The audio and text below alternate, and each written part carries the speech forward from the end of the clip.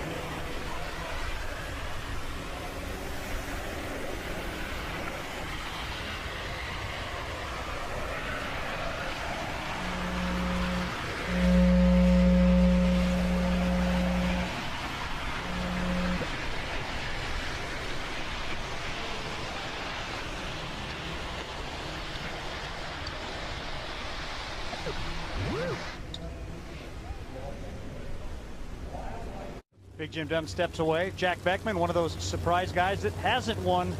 He's also the defending Traxxas winner. Oh! Big explosion! Jack Beckman just destroyed a Mopar body. You okay down there, Jack? I'm good. I'm good. Great news as you listen to the onboard communications between Jack and his team. He's good. He climbs out okay, but that sedan became a drop-top convertible very, very quickly. Tony, you've been through your fair share of fires and things like that. Didn't look like there was even an inkling of an idea that this was going to happen. Well, most of the time, 8 times out of 10, it's going to be something in the valve train. What happens is that any debris or any breakage that holds that intake valve open, well, all of that combustion is going back up. It's going to ignite in the intake manifold, and the majority of this looks probably a lot worse than it was. You see Jack Beckman trying to brake. You got the parachutes out. He's doing the right thing, but that body was destroyed. The concussion, Jack will be feeling the effects, and you can see that supercharger come off the car, but fortunately the NHRA and a lot of these teams have taken measures to really restrain and contain a lot of that damage, and that's probably one of the worst explosions that I've seen in a long time. Look at that car, pieces and parts. Jack's hands are off right now. He's reaching for a break. You know, Jack Beckman's been through a lot as an Air Force veteran, cancer survivor, and he just went through a big one Well, you can see Jack is moving his hands. What he's doing is a conditioned response. He has done this so many times over and over. He knows where the fuel shutoff is. He knows where the brake is. He knows to turn the electronics off on the car. So he's going through all of the motions, and it's sheer instinct that he has conditioned himself to do. Did the top of that supercharger flip all the way under the car? And where's the manifold? I have never seen an explosion like that. Well, what's amazing at all the right forces and the massive explosion, that none of that debris went into the driver compartment. So to see a guy like Jack Beckman get out of this car is a tribute to all the safety precautions and measures that NHRA has taken and we've evolved with these funny cars. Tim Wilkinson proved there's a 397 out there. Wilkinson still low ET of this third session.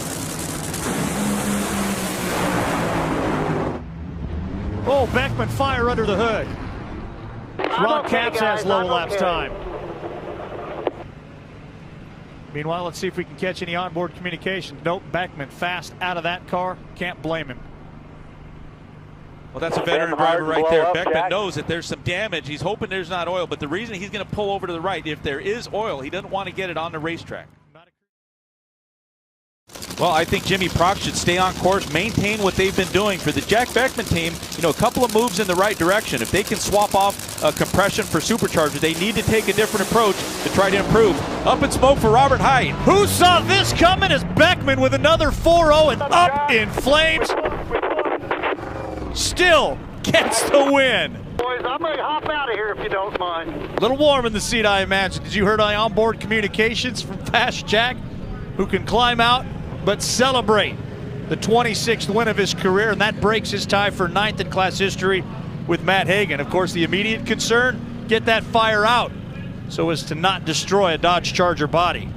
Well, what's happening right there is the injector, the supercharger exploded, so right now there's a little bit of a hang up there with the injector. They're going to have a little issue getting the body up, but as long as they can stick those nozzles and douse the fire, it won't be a big issue. They're going to have to do a little bit of unbolting, maybe some cutting there around the body just to get it up. He was the runner-up to Ron Capps in Houston when Capps went through the finish line in a ball of flame. Well, the damage really starts early in the run for Jack Beckman. About a second into the run, it loses fire in one of the cylinders. So this car is still under power. It'll still mechanically go down the racetrack, but all that same air is only feeding 7 cylinders. So it's awful hard on the pistons. You probably have some pan pressure, some damage in that engine, and expires right at the finish line.